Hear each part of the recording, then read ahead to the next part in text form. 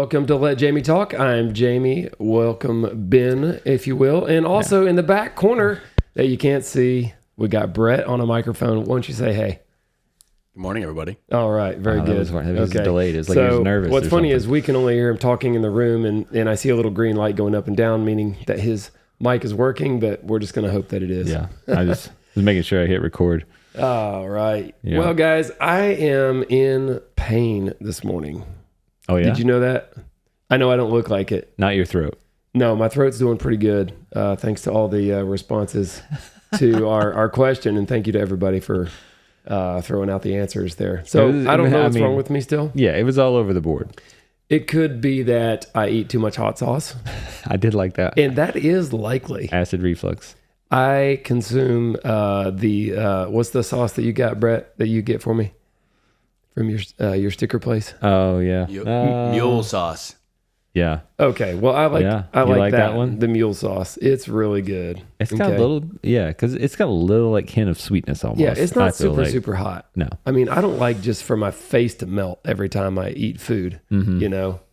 I don't want to overdo it like that. That's no fun. My wife is like, why do you even eat hot sauce? You can't enjoy your food. I'm like, but I enjoy this, like sweating from my eyeballs. Oh, you know? Yeah. No, not really.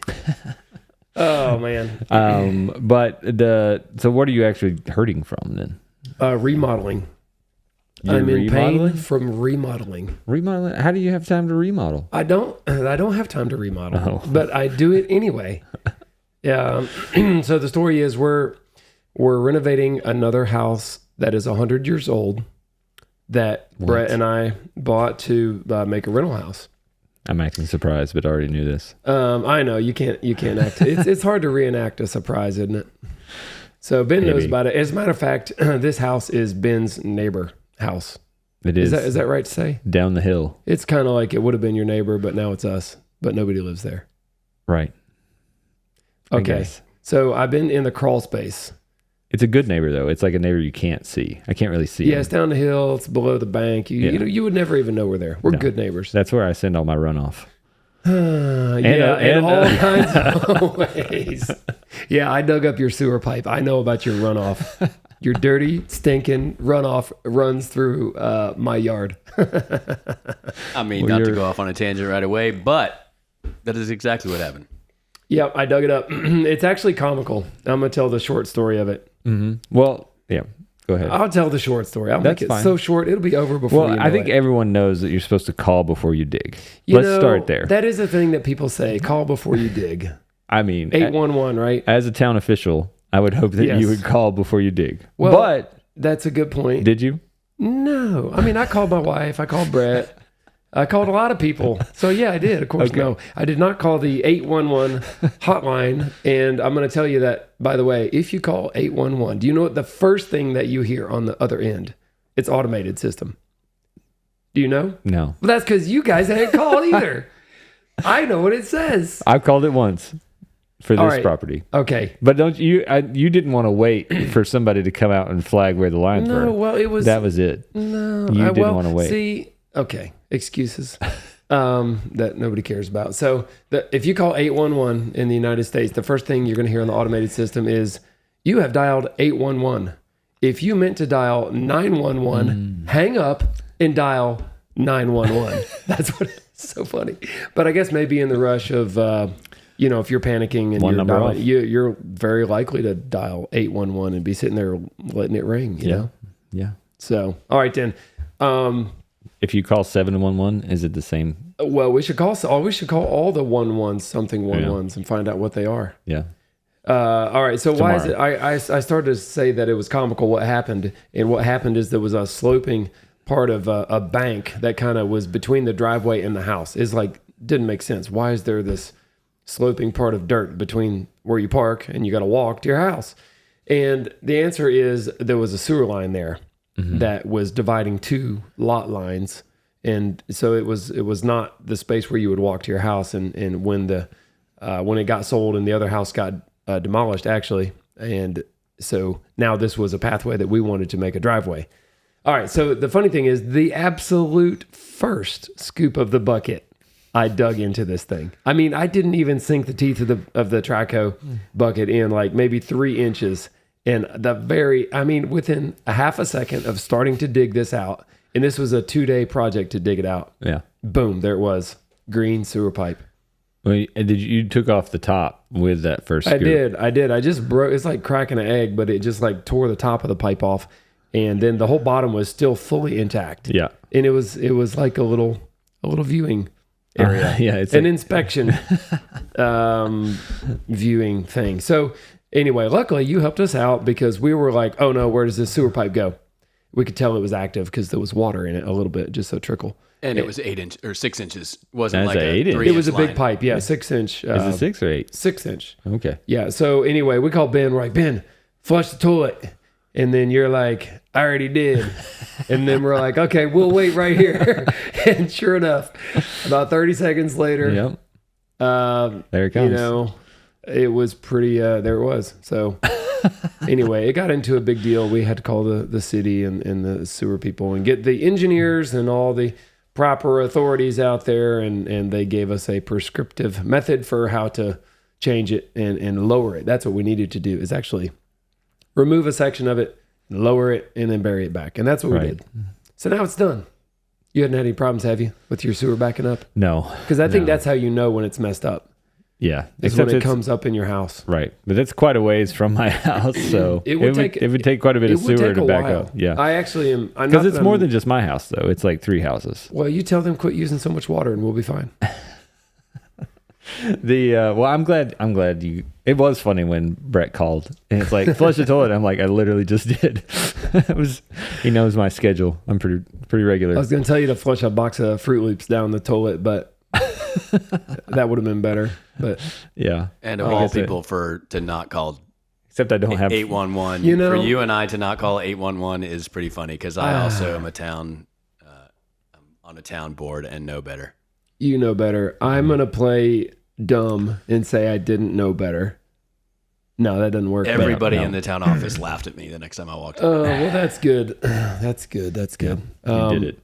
You know, where I work normally is out in the middle of nowhere, always. Mm-hmm. Like, I don't work in town a lot, you know? You don't have to, yeah, I guess. I mean, with the news sites, you don't really have to call 811. Not really. You're out in the woods, you know? Yeah. You never know what... Shouldn't be any lines in the ground. You never know what treasure you might dig up, you know? Mm-hmm. But in town, it's a different kind of treasure. In the city. In the city. Is it in the city? It's in the city limits? Yeah. Is it really? In the city. Yeah. How about that? All of your rental properties are in the city. I guess they are. Well, that's convenient. You could just walk to town and enjoy Bryson City. That's right. Oh, shameless plug. Oh, yeah. But you can't stay at the new one yet. No, it's still not fully repaired. We are doing I'm going to call it a high level remodel, meaning hobby job. It's, they say lipstick on a pig, but but it wasn't a pig. It's not that.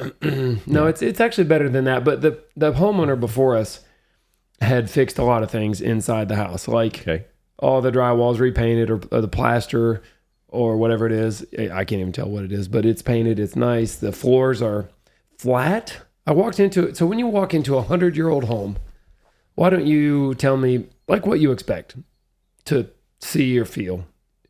You walk into a 100-year-old home.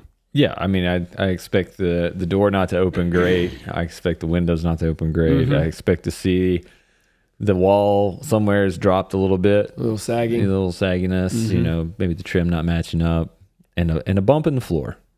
Wow. That's what I expect. That's a pretty accurate description. I will say this has all of that except the floor is pretty flat. And I was surprised when I walked in. I'm like, the floor, it looks good. It's like 2-inch red oak boards. Yeah. And the finish is good too on them. And it was flat and smooth. And the roof looks good. Not bouncy. Like the floors weren't sagging, bouncing like a trampoline, which is pretty common in old houses. And the roof does look good. It's a hip roof from the side that you drive up on. It's a pretty good looking, like older style design, which I really like. Sometimes with those old houses, I expect to see like a little swoop. They definitely don't bow up. They never bow up. I mean, if they do, you've got a different kind of problem. Well, yeah. Well, I'll tell you what does. Okay, you could have a bow up. I'll tell you what happens sometimes. And it would have happened here with the exception of we have a groundhog that is that is counteracting this phenomenon. There you go. Phenomena. All right. The perimeter of the house is like a wooden beam for the floor system, I think. Okay. And like a 4x8 beam. And it's sitting on rocks. That's the foundation. Rocks with some mortar sitting on top of the ground. So there's no footing. Mm-hmm. I guess that's the way they did. They just said, hey, let's start building here. And they literally just started stacking rocks on top of the ground. Right. I don't know. Maybe they were like, why would you dig a hole and put rocks in a hole? It's just stacking on top of the ground. Are you going to fix that? Eventually. Eventually. That'll be down the road, maybe 10 years. Gotcha. Oof. Yeah. All right. So, when you, if you go through the woods and you see an old chimney, you're like, oh, there used to be a house there. Mm-hmm. Oh, wow. Look at that. They last forever. The chimneys. And even if the house is gone, somehow the chimneys are still standing. Well, this thing has a brick chimney and a real fireplace. Okay. Like a wood-burning brick masonry fireplace. And a lot of times the wood will rot around the perimeter of the house. And the house will begin to sink. But the chimney doesn't usually, because it may have a larger foundation-ish kind of thing. And also it's well protected usually because it's like back in the house by a little bit. I didn't have a camera on. Okay. That was what, although all of them were on except for yours. We took away my little screen. I know. If people don't know, our tech setup changes every week. We just like to keep it fresh. Yeah. Well, we get tired of the same old thing. Just want to change it up. Well, we're off. This is not our normal day. It's not our normal time. Well, we're my thrown fault. off. It is a little more early in the morning. That's why we got 3 guys clearing our throats in here with Brett back there in the corner. Yeah. Nobody puts baby in a corner. I will. I'm the oldest of the bunch. I will say that if viewers are wanting to see what's going on in this remodel, they are going to see it, right? That's right. Yeah. The remodel that we're doing is about a 2-week, maybe 3-week. This is like classic 1.5 times over time and money. It's going to be on the Perkins Builder Brother channel. And we're recording now. Like today we'll be filming. We record basically every day at work, but we're 2 weeks in it now. Okay. And it's probably close to time to where those will start to come out. Yeah. And, we're working at Brock's house, but we needed to squeeze in this little renovation because it's so short. And also we had a little bit of a hang up at Brock's. Yeah. Because we've done all the siding that we can do until the roof flashing is installed. Mm-hmm. And I've been in contact with the roofer and, we're getting it going, but the flashings are custom made from a metal fabrication place and they don't have them yet. So we're stuck. That does remind me, I was looking through some questions. Not that we're in questions yet, but somebody was asked the big rolls of flashing, I guess, that you use. Yeah, like aluminum flashing? I guess. This was on the Perkins Builder Brothers channel off of the last episode, maybe. Okay. They were just talking about, like, where do you get those, like, rolls of flashing that you're using? Because they're like, you can't get them at Lowe's or Home Depot. You might not see them. That's a great question. All right, well, let me tell you a little bit about it. So we use aluminum flashing a lot in siding, like to flash over windows, to flash over trims on windows, to flash at roof lines and things like that. And we make all those flashings ourselves in the shop. So I have a metal brake it's a light duty metal brake. I wish I had a better one. I have a cheap, ancient, old, actually I have 2 ancient ones that I got for pretty cheap. And I had to rebuild them like with a rebuild kit. The metal that we're buying is a 24-inch wide aluminum roll. Now, in your average Lowe's or Home Depot, maybe we don't go to Home Depot a lot because it's like an hour from here. So we have Lowe's is more local. I don't think you can get anything over maybe 12 inches wide in a metal flashing. They just don't stock it. So I would recommend going to a building supply, like not your big box store, but like a real building supply store. Now, Lowe's is a building supply store, of course, but yeah, I mean, they could be different all over. I mean, Jennings is building supply. Yeah, Jennings Builder Supply, a local Haywood. 89 Wait, what's that number? 84. 84 lumber? 84 lumber. Yeah.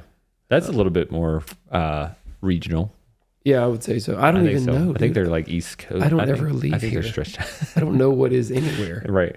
But yeah, you may need an actual building supply place. Right. Yeah. Okay. The thing is though, if you buy a roll of flashing that's 24 inches wide and they're usually maybe 50 feet, I roll them out on my table, which is actually an old dining table that was my grandma's dining table that my brother got. And it was in his house, his first house that we built here in Bryson City. I remember that. Back on West Ridge. West Ridge Drive. I actually drove down West Ridge the other day to show my son the first house that I built. Remember we were talking the other day about the first house I built, and I said I made a little bit of money, and I was overjoyed about that. It was out there too? It was, same neighborhood. Oh. I took my son Carter, who's 12 now, and we were just cruising, and I was like, I want to show you the first house I built. And so we looked at that, looked at my brother's house. I just like how many people who live on West Ridge Drive are going to be upset now because people are going to be driving out there to see what house is the first house you built. It's a public road, so. The largest flashing that Lowe's stocks is 14 inches. 14 wide, inches. Not the largest, but right. Okay, 14 inches wide. So where is it? I don't even know if I know what the first one is. How far? I mean, is it on the right or the left? The first one's on the right. Okay. It looks like a single story house, but it has a basement. Gotcha. Okay. Yeah.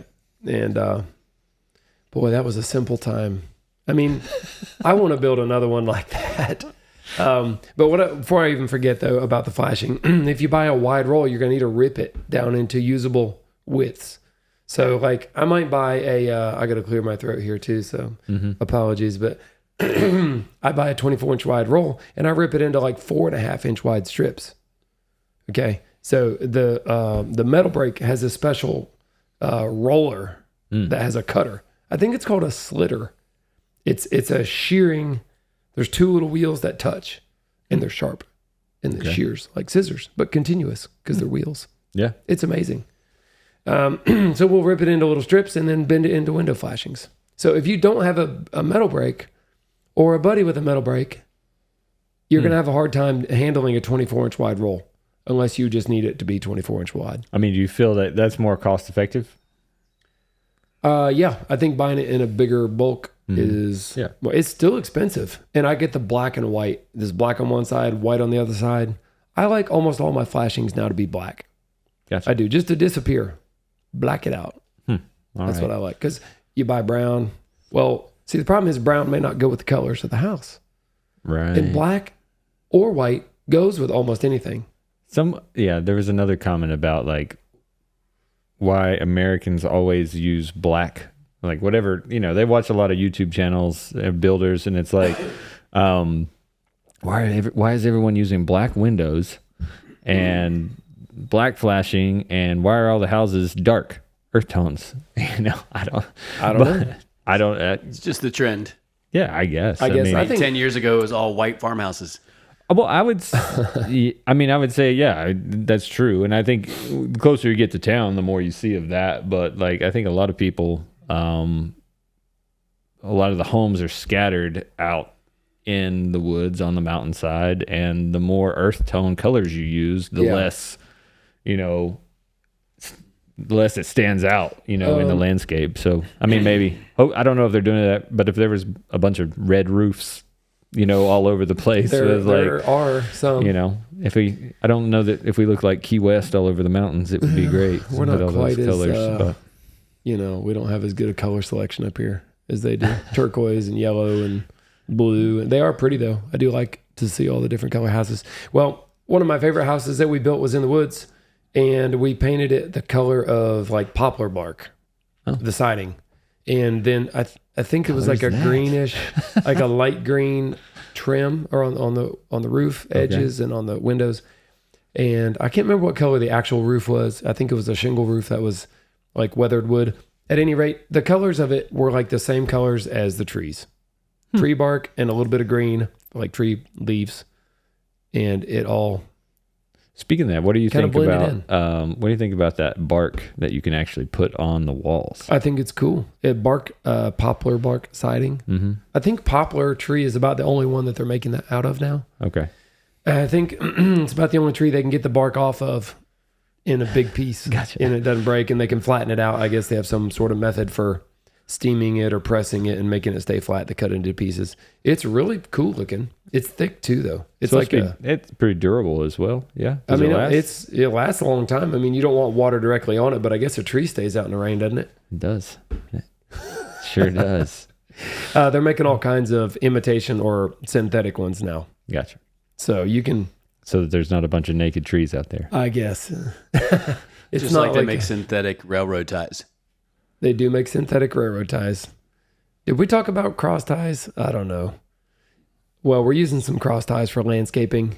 Like railroad cross ties, the wooden ones, the creosote. Yeah. They're the black. Yep. I know. Wood. They're oak, and they're harder to find now than ever. Yeah, like Ace Hardware used to have them. Now they don't. Jennings Builder Supply used to have them. Now they don't.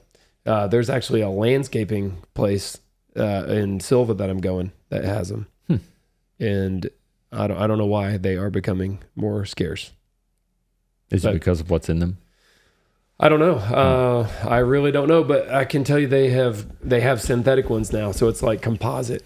It's like composite decking, some kind of recycled material, I'm sure. Yeah. They look heavy though. Super heavy. I saw them at Ace. I was going to buy some and I was like, man, I don't know. They kind of had like a cross-hatched kind of texture on them. I didn't love it. Yeah, Anyway, it might be great. They won't rot. Okay. They'll last forever. I'm sure you've seen there's piles of real railroad cross ties on the side of the train track. Yeah.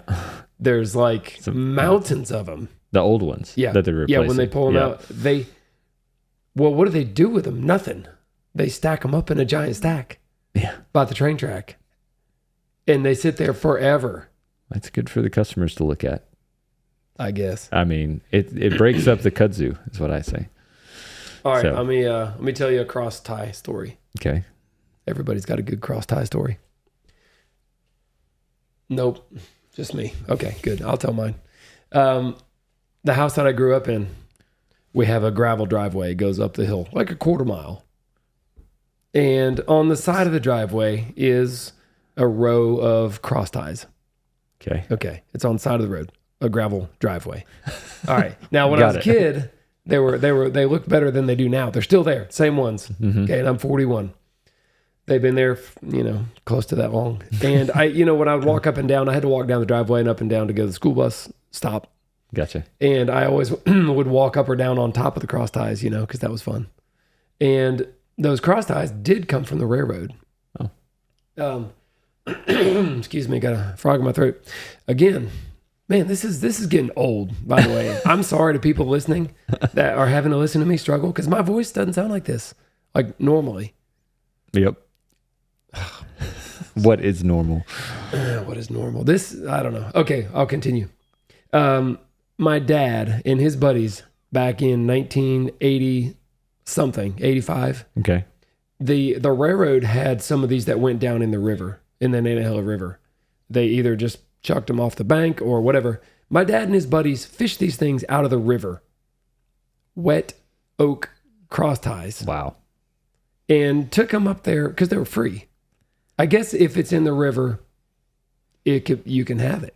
Huh. Is that right? I mean, nobody stopped them, right?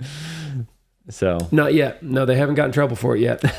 So they are so heavy when they're dry. I just can't imagine thinking I'm going to pull these out of the river because that's a great idea and take them home.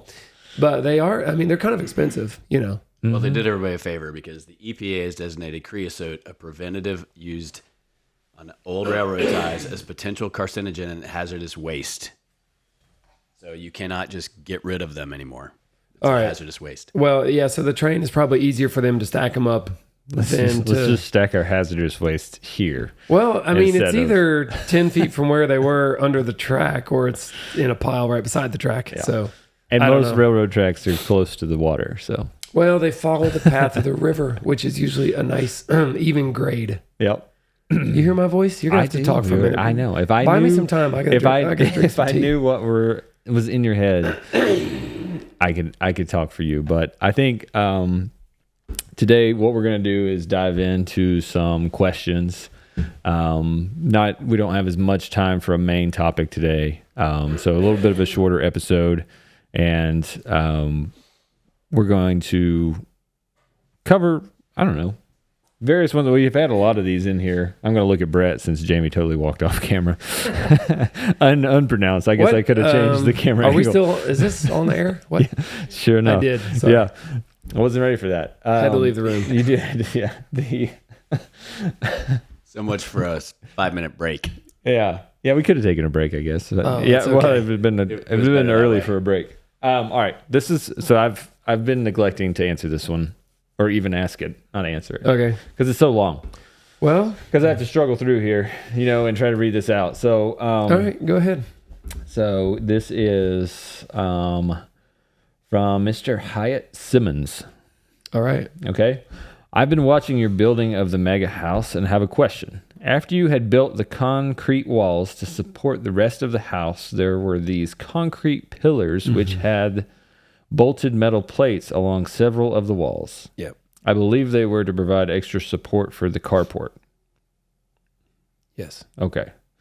In any event,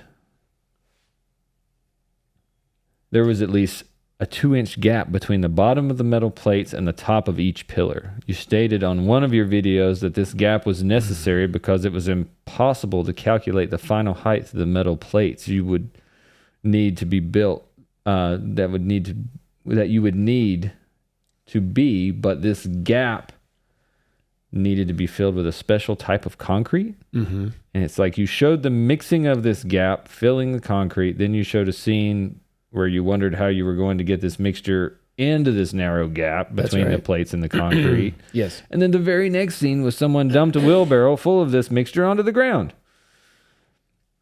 Did you ever go back and fill in those gaps?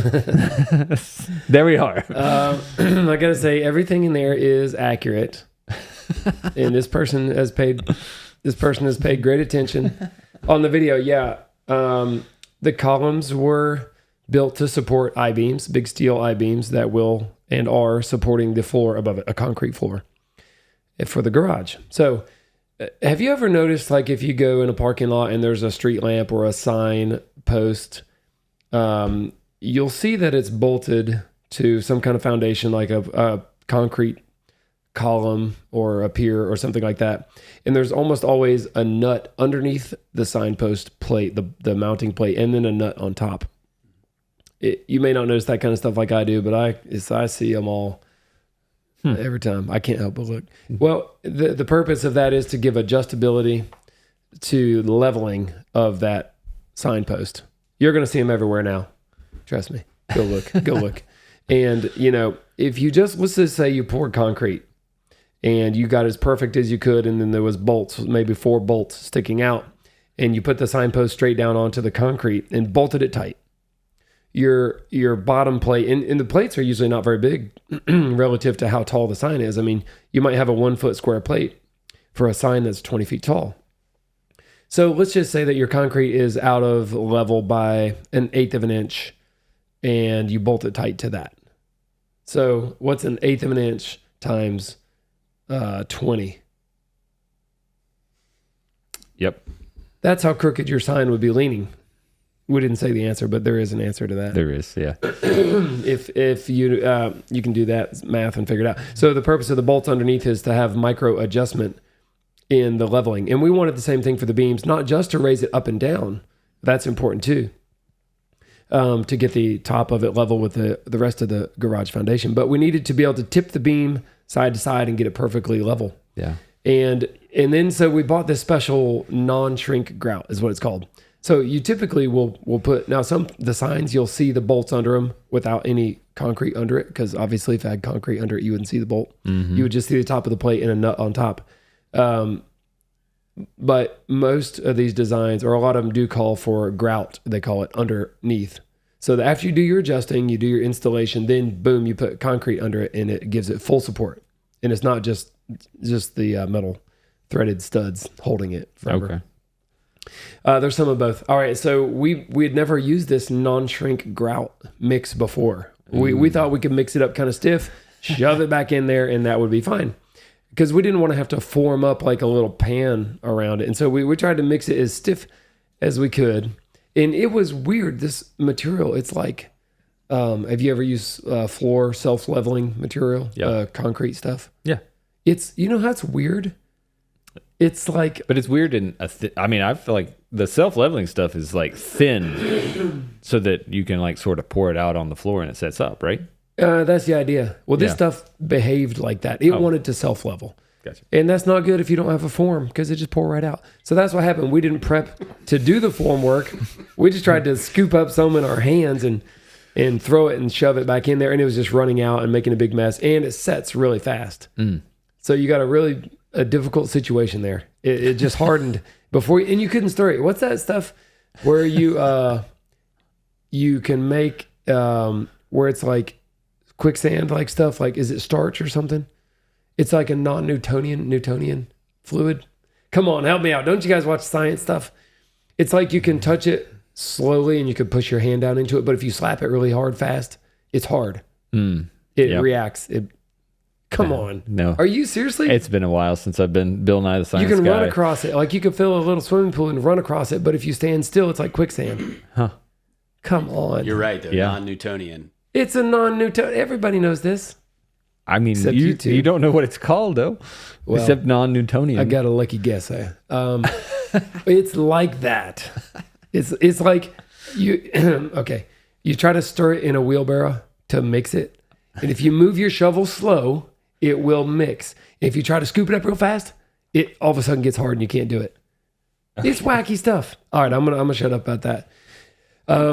So what was the final fix? We ended up scrapping that bucket of mixed material, and we had to build little forms around each one, and then we mixed new material, and it was runny like it was supposed to be per the whatever the directions say how much water you're supposed to put in a certain amount of a bag. And we poured it in there, we let it harden, and then we stripped the forms off. So that's how it really went. That's how it went. And maybe we didn't film that. I guess not. I guess we didn't. No, I guess it wasn't in there. An eighth of an inch over 20 is 2.5 inches. So you'd be way out. Oh, I had 2.25 in my head. 2.5? Mm-hmm. Oh yeah, 2.5. Yeah, 2.5. I noticed that makes sense.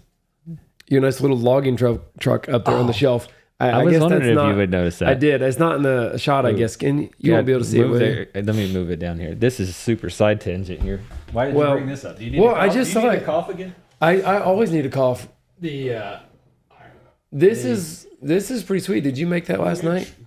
Whoa. There it goes. Ooh, you about got detached. There it is. Check it out. It's not a good view. Maybe you can show it off. That's We don't have a lot of room here. So I'll pick this up. You look at the bottom of the truck, the engine. No, the tractor. Oh, okay. Okay. I got to read it. It says something here. Joe Livingston. No way. I knew you knew that name. Holy moly. Well, I was going to ask if you built this. I did not. But this is really cool. This is oak. It looks like built out of oak. Yeah. And maybe a piece or two of poplar. Did he make this from scratch? He did. Holy moly. Look at that. Those golf tees for the air horn. Yeah. All right. Well, Joe Livingston is one of my teachers from middle school. He was a math teacher in middle school. And then when he retired, he got full-time into woodworking. He did. And he's really good. He makes a lot of, he likes a lot of furniture. Yeah, he builds furniture. Oh, there's a piece of walnut on the bumper there. Mm-hmm. That's pretty cool. And I like the logs on there. Some cut up branches for logs. He did. This is totally up my alley. Yeah, when I was, when I knew I was having a little boy, I was like, man, I need some cool toys. And I saw that he made these, and I was like, hey, Joe, can you make me? We also have one down at BCO. Oh, really? That's a tractor trailer, but it's like a box trailer. It has BC Outdoors. He made that one too? He did. So I have to, they're not the most cost-effective toy, I guess, if you're going for it. And this is why it's in here and my kid's not playing with it right now. It's a little bit more of a display piece. Well, it's beautiful. He's enthralled by it, but he's just not quite old enough to respect it. So it's on the shelf. So he'll get to play with it eventually. But he, Joe was buying these plans for these toys from some guy in Australia or something like that. Oh, wow. And was able to, and he could talk. That's a good guest. What? Oh, Joe Livingston. Oh, yeah, definitely. He could talk about that he's pretty funny. We have a lot in common now. We're both woodworkers, and now he tried to cut part of his finger off on a table saw somehow. He did. Man. Yeah. But anyway, now that you brought that up. But back to the questions. Okay. Sorry. Good. That was a good little side note, but I couldn't help but bring that up. I appreciate that you noticed the details of our decor in here. Kind of a detail All right. guy. So Andy Manuel sent us an email. And sorry, Andy, if you were trying to build this shed faster than you have, because it was back in February. But I don't know why I looked at my watch. I'm building a 16 by 16 shed. What foundation type do you recommend? Oh boy. Well, given the limited information, it's a shed, so it may not need to be up to house standards. I would say I like to pour little concrete piers. The shed that I built is 12 by 16, and I'm imagining it being similar. So I like to build little box columns, or you can use sonotubes, the little round ones you can buy at, the hardware store at Lowe's or whatever. But I'm not a huge fan of sonotubes. I would rather build myself a square box. So I would nail together some plywood and set the tops of them all at the same level so that you ended up with a level foundation, and just pour them full of concrete. Just mix Satcrete and do like every 8 feet. So you'd have all the corners and then one in between each corner. And then maybe one in the middle in the dead center if you wanted to not have to span 16 feet with a floor. That's what I would do. So that'd be 10. Is that 10 columns on a 16 by 16? Is that right? No, 9. I'm sorry. Yeah, with the one in the middle. 9 with the one in the middle. Yeah. Wow. I'm good at math. That's what I would do. And it's pretty easy and pretty cheap. There you go. You'd be rock solid. Yeah. Good. Perfect. So I hope you probably already have it built by now. So hopefully you did something good. Yeah. If you needed it for spring, there you go. The 16 by 16 shed. This is another one here. What is the estimated cost? This is from Joe D Donato. Okay. But what is the estimated cost of that huge mountain home you guys are building, and what is the square footage? We love the show. But okay, cool. We've talked about this a little bit of time, a few times, and there is no, whatever. There is no exact final cost per se yet because it's not finished. It is not finished, but I am pretty sure I can wing it and tell you about what it's going to cost. Okay. Well, I got to start by saying there are costs that do not go through me or through my building company, like the grading. Mm-hmm. All right. And dude, Brock has done his own grading and Jeremy that works for him. And they've been up there. They have done an expensive amount of grading. Right. We're talking like probably $200,000 worth of grading is my guess. Wow. Now that's a little more than average, right? Yeah. I don't know. It is. Yeah. They did an amazing feat. They accomplished an amazing thing up there by making a flat spot big enough for this house to exist on a hillside. Right. And so they had to get engineered compacted soil. So they have a giant roller, like I forget what they're called. I don't know what these things. It looks like a steamroller, but it's got like big knobby teeth on the drum. Like feet, maybe. Oh, gotcha. Like a sheep foot roller. Yeah, I feel like it's I've huge, seen and that. it vibrates too. Oh, and it drives really slow. I was watching them. I was like, oh my goodness, these guys have got to be going crazy, sitting in the cab of that thing, just for hours, driving like 1 mile an hour. Yeah, 1. You can walk slowly past it while it's rolling. I hope you go listen to some good music. That's what I would do, and I could probably check out and be fine. But or a good podcast. Yeah, dude, totally. Yeah. The house itself, is probably going to be, dude, I don't know. I think $1.5 million. I bet $1.5 million in the house, and then plus all of his grading and all of his site work, all of his gravel, all of his things outside the house like the well and the septic. He's already doing all that stuff, and that is not part of what I'm doing for him, And so there's definitely costs. Just keeping the road, graveling the road and stuff like that. Those are parts of, costs associated with the build. So $1.5 million plus. Okay. When you think about cost going into a house, which we've talked about, which ones are the most expensive? Maybe you can give like the top 5, framing. windows, doors, things like that. I mean, the biggest categories that contain the most substance, for example, foundation, especially if it's a basement. I mean, more than 100,000 in his foundation. Nobody even thinks about the foundation. I know. I mean, like for a crawl space house, boom, you pour some footings for a couple $1,000s, you're done. This one, 100,000 plus just in the foundation work. Framing, there might be 100,000 in framing. And then, like windows, the window package was like, I don't know, 70,000 or something like that. It's a lot of windows. And they didn't get expensive windows. Right. They got like mid-grade quality, good windows. Yeah, but they didn't go. It wasn't like they went top of the line. I mean, you could spend easily double. Kitchen cabinets is a big thing. How many other windows open? Not very many. Okay. Like 3. Oh, wow. Yeah, but they have lots of big doors. Oh, right. They have some of those doors. Tons of big doors. And, I don't know. I open the window in the bedroom so I can hear it rain at night. And they do have opening windows in their bedroom, and that's about all. The rest of them don't open. Mm-hmm. And they're not necessarily needed for egress because all of the bedrooms have doors to the outside. That's a big thing. I do miss a window, though. Our bedroom doesn't have, it just has a patio door. So, and it's like. That's good. Well, no, but it has 2 fixed panes. Yeah. And then the one door. Mm-hmm. But it's like, why can't the fixed panes have a window, at the top or something that I could open, like. It sounds like you need a remodel.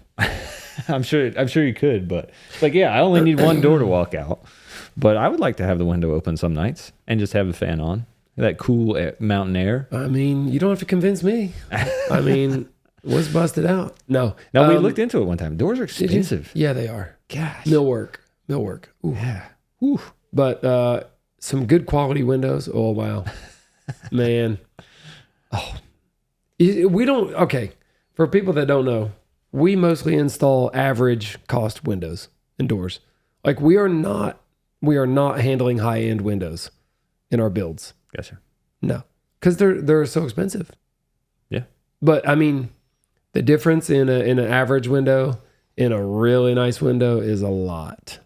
But it's a lot. Yeah, but is it? You're talking, is it different money wise, and then is it different like energy efficiency wise, sound wise? Energy, sound, feel, operation. And really the operation is the one that would probably make me the most excited because my windows don't operate and close and latch and like you can't lock them easy. My wife can't reach high enough to push the top. Okay, a double hung window. Yeah, okay, that's what we have in our house. They're vinyl double hung windows. When you pull the sash down, it hits the other one where they're supposed to interlock and overlap, and then you can latch it easy. Mm-hmm. You should. You can't. So you pull the one down, and it pulls the top sash down from its, and then you got to shove it back up. Dude, you could go around and around all day and never get that thing to close. I have to hold the top up, raise the bottom one, and then slam it down and try not to pinch my fingers in there. And I'm like, that's how you got to do it, honey. She's like, well, I'm not doing that. And I'm like, yeah, I should have got better windows. I think a lot of times people pick the style of window based on the aesthetic. Mm-hmm. But if I had to choose, I would always choose a casement. Yeah. I love a good crank out casement window. Wow. I didn't know that about you, but I appreciate that. That doesn't go with every house though, really. No, it doesn't because it doesn't have the ability for, it's just a look. Yeah, it's a more modern look, really. Yeah, they're good looking windows. We do put some in only, even if we don't have any casements in a whole house, we might use one for an egress window because the entire panel moves as one piece, and that'll give you a larger opening than if you have a double hung. They're more expensive though. Well, they got a lot of components. They got gears. They got mechanical stuff versus just sliding in a vinyl track. I got to tell you a really bad story about. One time when I made a mistake, we had a bedroom in an upstairs of a house and it was a really steep roof, like a 12 pitch roof. We had a window in the wall for the egress, but guess what? It was too small. It didn't pass code for egress. Now we got a house that was already sided and already finished around the window. So we could have said, well, we got to pull that out and buy a bigger window and remodel that whole wall, inside, outside. But what we ended up doing is buying a skylight. So you can get an egress access skylight. I never knew that, but it saved our butt on this one. Now, it did cost a lot of money to buy the window unit itself. And then, of course, we had to saw a hole in the roof. And we had 24-inch on center rafters. So that was good because that's what it needed to fit in there. Yeah, so you can put an egress fire escape in a roof with a window. I'll give you another tidbit. Sorry, Pretty amazing. Frank Lloyd Wright, maybe this is my obsession, used almost extensively casement windows. And so if you've ever been to Falling Waters in Pennsylvania, which is his most famous house built over the waterfall. Never been. It's all about the view, right? So getting the view, and a casement window back in the day had the full pane, just like you just explained. So it provided that, and it's a really architectural detail. You brought up that house. I just saw it recently. Somebody bought it and is doing a very extensive remodel on it. It leaks a lot. Well, there's water everywhere. It is. I mean, it's built on a waterfall. Well, you should look this house up. You've never seen this house? I mean, I've seen one that has like a creek going through it and a big boulder inside. This is a waterfall. Yeah, I think this is different than that. What's it called? Falling Waters. It's his most famous house. I mean, it is. Yeah, I've actually gone out of look at it now. I've actually gone out of my way on the way to New York from North Carolina to go to this house, and it was closed. Mm-hmm. But we were able to go in. Well, we couldn't go inside the house, but because it's under construction. Yeah, but it is amazing. And there's a couple, at least one Frank Lloyd Wright houses in this area, right? I believe. I know there's one in like the Cashers Highlands area. At least one that he designed. Okay, not necessarily built. Yeah. But yes. Yeah. I am looking at a picture of it now. It is pretty cool. I mean, wow. There's videos, I guess. Yeah. Wow, big, super large glass in the ceiling. Yeah, but evidently, surprise, it's got water issues. Well, that'll be a really somebody's spending a lot of money to try to fix that. So, there's extensive use of poured concrete in place, which was early concrete usage. It sinks. A lot of cantilevers. So, is this like an attraction? Yeah, like it's a park. You can go visit it. I think. Oh, it is. But what about the guy that bought it? Is still going to remain I don't know, available to the public? I wonder. Don't quote me on. I didn't read. I read the headline. I don't. I don't know what's happening with it. Well, you can watch it on YouTube anyway. I guess skim the notes. Walkthrough. Have we talked about Architectural Digest on YouTube? There's a channel called Architectural. It's a big A and a D. Mm-hmm. They have some really good walkthroughs on some super cool houses. No. Yeah. Somebody did bring up another YouTube channel about bridges. Something. There was some sort of engineering one that they recommended to you. I don't know if you saw that or not. But I did see a comment about bridges. A particular one though. I don't know if that's. But that's not. Yeah, that's more engineering than architecture. Oh yeah. The other comment. Yeah, go ahead. Building Code Illustrated was a book that somebody recommended instead of just reading the building code. That's a book? Yeah. I'll have to look back, but it was called Building Code Illustrated. So that way, because the comment was mostly about like reading the building code can be quite laborious and could make you possibly not want to be a builder, because it's hard to understand without seeing it. So there's a book that illustrates the examples of what it's talking about. Building Codes Illustrated by Francis D.K. Ching. I thought it was, I thought it was a pretty good tip there for those looking to start learning about, or even those that do know about it. Building code. Here's another one. I'll have to look at Practical Engineering was the bridge YouTuber. Okay. Hey, this could be a really good book. Yeah. Oh, shoot, I'm probably gonna go buy it now. I'm gonna send that to my wife, and she'll get it on Amazon. She does all my Amazon stuff. Because we don't have a local bookstore, right? I mean, I don't think so. You don't even know. No, I don't all right. know. This is the next question. John Lemke asks about, and I don't, this is, so, Duck's Back Deck. Do you know what I'm talking about? DUXXBAK? Yes, I do. Okay. Oh, yeah. All right. So, I was wondering how your Duck's Back Deck has held up. I read some reviews and saw some concerns. I'm getting ready to do a couple of decks. I like the water tightness. I did a deck in aluminum several years ago and it held up well. It is just rough on the feet and not very residential. Oh yeah, aluminum. I'm thinking of like aluminum bleachers at the ball field or something, but and that could get very hot too. Aluminum gets super hot. It's a good conductor. But so does composite decking. Well, composite decking can get very hot as well. All right, so my brother put the duck's back decking on his deck, and just in case in case you need to know, it has to be sloped. Your framing has to be sloped in order for the duck's back decking to work like a roof. All right. It's a gutter. It's one gutter system. Giant big flat gutter that has it does have channels in between each board. But I don't know if they're all tight. It looks like there's no gap between each board. They look all tight, but certainly water will go in between the boards and go down the gutter system that's built into it. Well, my brother has had no problems out of it, and he built a finished room under it. And there is no other waterproof barrier above it. I mean, it's literally the decking, and then underneath is the joists that make the ceiling and drywall. I mean, so if it leaks, you're going to see. Oh yeah, you'll know drywall. it.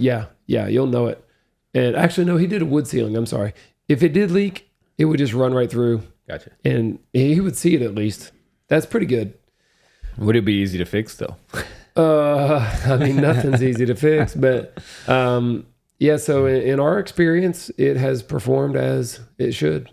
And that's been there for a year or two? A couple of years. Oh yeah. I mean, he put the decking down probably 2 years before we did the renovation underneath. Yeah. Yeah. So it's been probably 4 years. I bet the decking's been there. Cool. Something like that. Maybe 3. I bet it's been 3. Probably not 4. All right. I like it. Next question here. Eric Lindley. Thank you for all the content. Love the format, attitudes of the entire crew. My question is, what type of screws and length are you using for attaching framing material? General purpose screw, framing screw, structural screw. What is code? Would you ever use a 3-inch deck screw to attach framing? With the number of fasteners that go into a house, I find it hard to know which ones will pass the code inspection. Well, that's a good question. Oddly enough, I have never had an inspector ask me what kind of screws I used if I did use some. And so the general rule is use as many nails as possible, and we use the nail guns almost exclusively for framing. But there are cases where we do use screws. And when I do, we use GRK structural screws, the RSS type or R4. I'm trying to think of the names of them off the top of my head. But at any rate, so a deck screw, like the painted green ones or brown ones or whatever, the yellow, they are not necessarily structural rated screws. And the difference in screws and nails is that a nail is a little bit malleable. Is that right? And they'll bend, but they won't break. They won't snap and shear, like a screw will just straight up snap and break. And so I guess that's a safety issue. Nails just do better to resist shear loads without breaking. They will bend and still hold their loads until they pull out. But nails don't straight up break in half like a screw.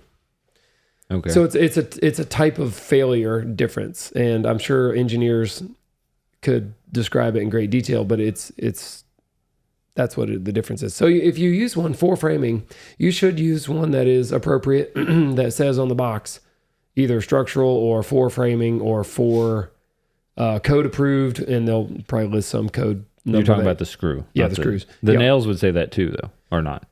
Yeah, I guess so. I've never really read the code information on well, the no, nails. I'm just saying for the box. Are they all framing nails?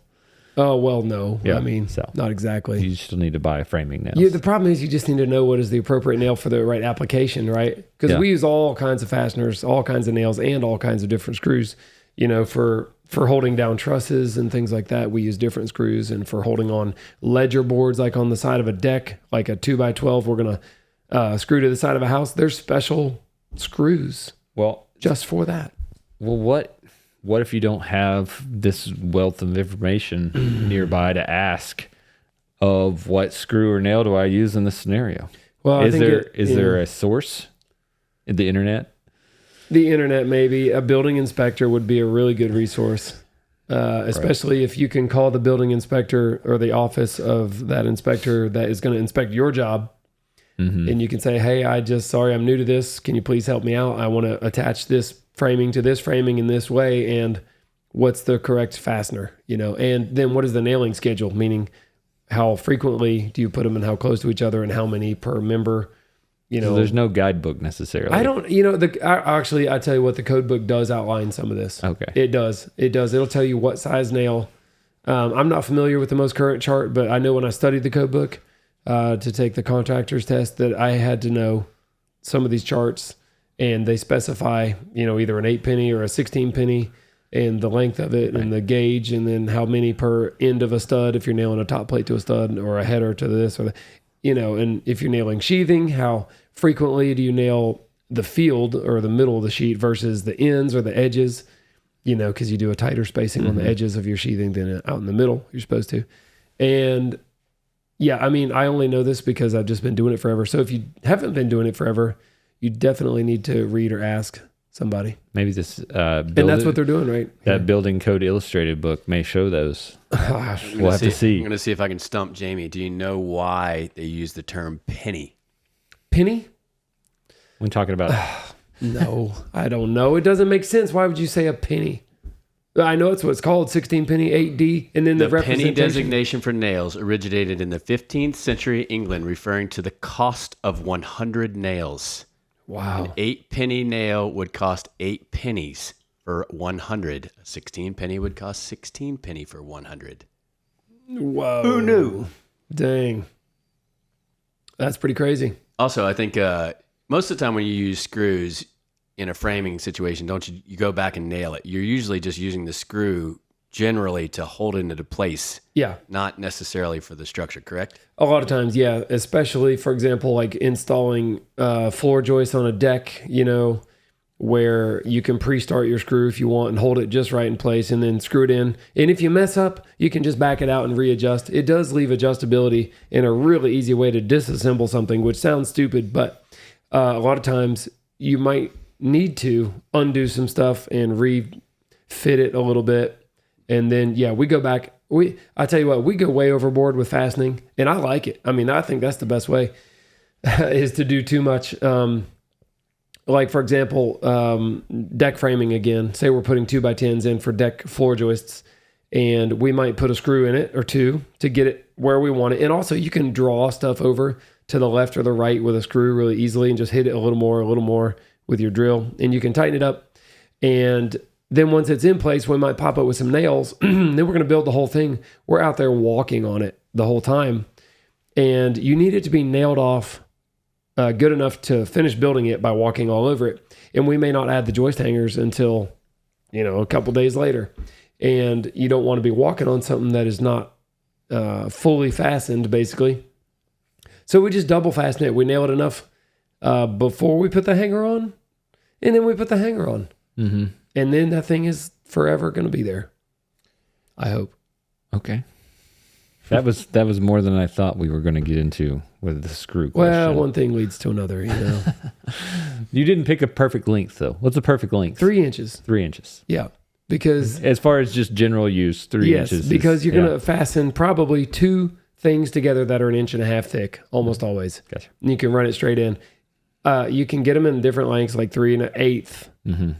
But if you do that, they'll be sticking out the back, 1/8 of an inch. So I should get some 3-inch drywall screws for all of my projects. They'll break off when they get 2 inches deep if you buy 3-inch ones. But I like 3 inches. My general go-to. I always keep a box or 2 on the truck. 3-inch. You can call them deck screws. That's what we call them as a generic name for them. Yeah. But we don't typically install decking with them. That is something they're good for. And typically they have, here's the difference though to look out for, is that a decking screw is going to have about a 1 inch long smooth part of the shank below the head. And then the rest of it will be threaded. So you got 2 inches of threads, 1 inch of smooth shank. And that is designed to screw a 1 inch thick deck board down so that it'll draw it tight to the framing. And that smooth part of the shank will allow it to draw that board tight. Let's just say you run that same screw through 1.5 inches. Well, when it goes out the back and it starts to engage in the second piece of material, you still have threads engaged in the first piece of material, making it really difficult for that board to pull tight to the board you're screwing it into. And then what ends up happening every time is you'll screw the head till it's flush, and you'll have a gap between your two boards, about 1/8 of an inch or 1/16 of an inch. And then in order to suck the gap out, we call it, you drive the screw on in, and it buries in about 1/8 to 1/4 of an inch. It pulls tight, but now you have the end of the screw point sticking out the backside. That's what's going to happen unless you have a framing screw that's designed with 1.5 inch long, smooth part of the shank. And a lot of times they'll have like a little weird spiral looking part on the shaft. That's not threads. It's like a little pre-drilling thing that makes the head seat better. That makes sense. I don't know that I knew the functionality of the those different so a true textures. So I mean, and I'm sure there's exceptions or other designs, but a true framing screw probably only has 1.5 inches of threads and 1.5 inches smooth part of the shaft of the shank. They also have like a little pre-drilling cutter looking tip on them. Like a little machined or milled, sharp point there. And I don't know that deck screws do. Maybe some of them do. It just helps them chew a hole through the wood without splitting, drilling it almost. It's pretty amazing. You'll see on, Perkins Builder Brothers, you guys will absolutely grab a specific screw if you're drawing. Otherwise, you're just grabbing what's in your pocket most of the time. But if you know that you have to draw something, you will see one of you or one of the guys grab. If you really need to draw something shank on it. For sure. And I'll tell you the difference in the two major types of those, the GRKs that we keep, is that there's the standard kind of tapered head looking one that looks like a regular deck screw that anybody would expect to see. And then there's some that have a flat washer head. And the flat washer head won't bury into the wood when you drive it home. So it'll draw and suck a piece of wood tight to the backside. And that's, if we really need to connect two pieces together and we just want to hammer it home, we always use that kind. Gotcha. With the washer. We can put the two different kinds in the comments. Sure. So people know exactly what you're using. That'd be good. Yeah. Super. I mean, there's times when you use those, the really big, long 5 or 6 inch black ones, they have a big head on them too. Like those are more like a lag screw. Yeah, or are definitely. they still a bolt? I don't know. Screw. Yeah. I'm trying to think if there's another name for it. We use a bolt like that or a screw like that for the ledgers, and it is a code approved bolt or screw. See, I don't even know what to call it now. A screw. Well, I can tell you it's way better than the old days. And when I say that, I mean like 10 years ago and before, where when you bolt a deck band onto the house, you had to drill all the way through and use through bolts, like carriage bolts with a nut on, either a head or a nut on both sides.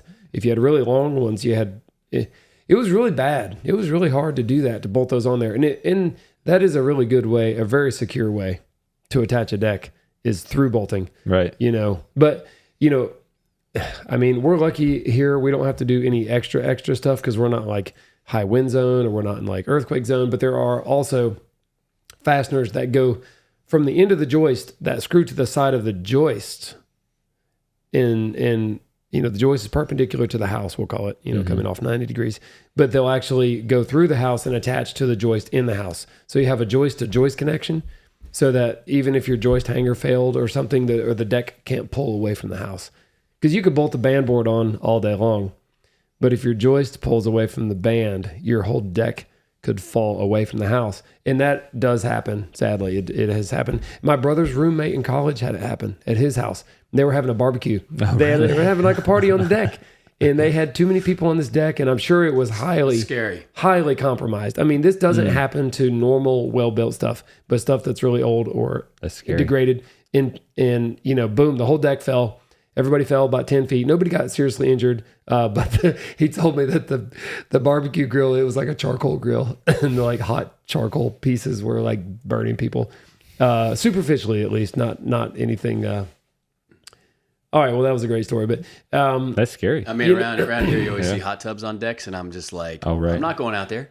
No. Dude, the weight of a hot tub, that's water heavy. in it. You have to design, an engineer needs to design a hot tub deck or put 4 posts under it if you're not going to engineer it. You know, I mean, seriously, people do put them on, and dude, high decks too around here. People put these mountain cabins and these super tall decks. They're like 20 feet off the ground, and then boom, you stick a hot tub on it. And I'm like, eek, that's not safe. Water's heavy. Yeah. We put a little kiddie pool on a deck at my house, you know, like 5 years ago. I have a little deck, a sun deck, I guess. We added it, and all the decks in my house are covered. My wife wanted this deck added for like to lay out in the sun. I said, well, okay, I'll build that. And I built it. And then, you know, a couple years later, we put a kiddie pool on it in the middle of it. And I was like, honey, this is not going to hold it. Like I built it pretty good, but I ended up going underneath. I bolted a big girder to the bottom of the joist. I put posts under it. I bolted it to my block foundation to have like direct transfer of that straight through into a footing instead of it being on the span of the joist. So yeah, that's a good lesson right there. Yeah, that is a good. All right, we got one question from Patreon. Oh yeah, let's hit that. Jacob Swain. He's actually got a 2-part question. Well, not Who 2 is it? parts. Say it again. Jacob Swain. Okay. He's got 2 different questions. The first is, why don't most plans account for space for utility runs? Well, let's say this. Most plans that you see, because I would think that there are certainly, if you pay a lot of money to an architect and engineer to design plans, in most areas, they're going to have that. But that's one of the questions. Okay. You want me to answer that one first? They're not engineered. and that's probably the biggest thing is that in residential, at least where we live, it's not common to have those included. It's just left up to the builder to figure it out. And sometimes you're left with an impossible problem to solve. So why are they not included? I don't know. That's a terrible answer, but they just, you know, there may be some general, let's say this, there may be some general ways that people always use that are always the plan kind of. For example, a crawl space. Well, you don't need to draw a mechanical plan for the heating and air for the main floor if it has a crawl space, because you can run ducts any and everywhere you want. Or if it has an attic, you know, okay, now you have access to an entire room, an entire level, an entire floor system. So that's probably, you know, if you design a wacky design though, that is not conventional, that maybe doesn't have a crawl space or a basement where that space is accessible, or it doesn't have a conventional roof system with an attic that you can walk in and put ducts anywhere, then you should be really considering this stuff in the design phase, not after you've already framed it and you got no way to get a duct from one place to another, and you end up building some. I mean, you did on this job. I mean, you've got chases everywhere. You had to build a 6-inch bump out in the bedroom just to fit one of the ductings or the chase. I can't remember the return maybe. Yeah, that's right. No, we end up doing stupid stuff because there was no plan, and we just we are stuck with figuring it out on site. And you know, that's not fun. I'm going to say I don't like that, but that is typical. So yeah, that's the answer to that. And then the second question is, this is a pretty specific question, so I don't know if he's asking for something he may be needing in his life. But he asked, talking about things to install now versus later, to save money, looking to build a potential elevator shaft. Can I just build closets on top of each other now to accommodate for one later? Well, that'd be fine if you're cool with losing your closets later. Maybe you build 2 closets, you know, or build it twice as big as you need. Well, I will say too, elevators obviously have a very specific design, size, and requirements for the interior of the elevator shaft, for blocking and for the, you know, the shape and size of it and all that you would build it. Maybe there's a generic size that you could overbuild for. You built one, right? I mean, we've done a couple elevators, and in the slab underneath, there has to be room. If it goes down into a basement, you have to have a recessed place in the slab for the bottom of the, what is it the car or the carriage or the box of the elevator? I don't know what it's called exactly, but you know, it's maybe a foot thick, the floor system of the thing that you ride in. And so that has to be able to go down recessed into the floor so you walk out flush.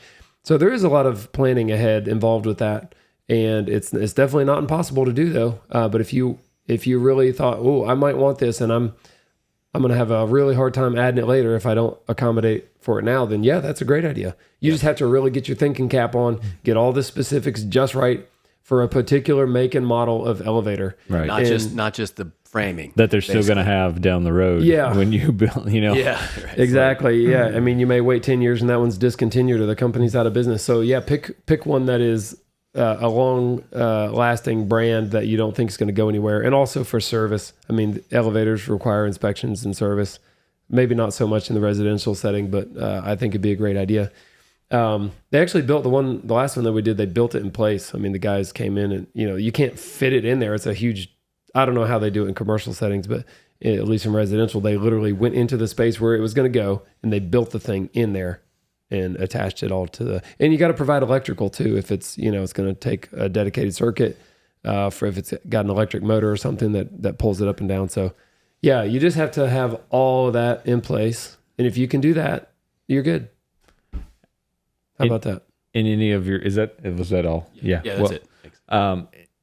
In any of your homes, have you ever done like one of those smaller elevators, like a dumbwaiter elevator? Yeah. Mm-hmm. Have you? For I don't know what. I mean, for food or whatever it is. Yeah, we've done that. We've done some laundry chutes, from the upstairs. I had a laundry chute. I was going to ask about the laundry chute. I wish we had one. Dang, I wish we had one for my kids. The only problem with mine is my clothes piled up so big at the bottom. It was like, it would come up the chute. Oh no, because I would never go do the laundry. Sounds like finally my mom was problem. like, "I'm going to teach you how to do the laundry." I was like 8. She's like, "Okay, well that's good."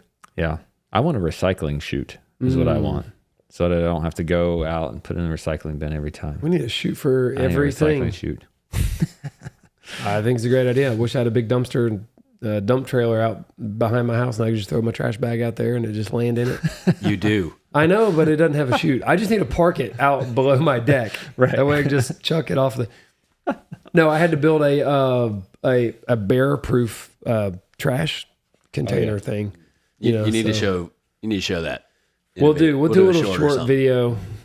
We'll do a little short on that and give you a tour of my trash / firewood shed. Trash slash. It's bear-proof. Bear-proof. Well, so far anyway.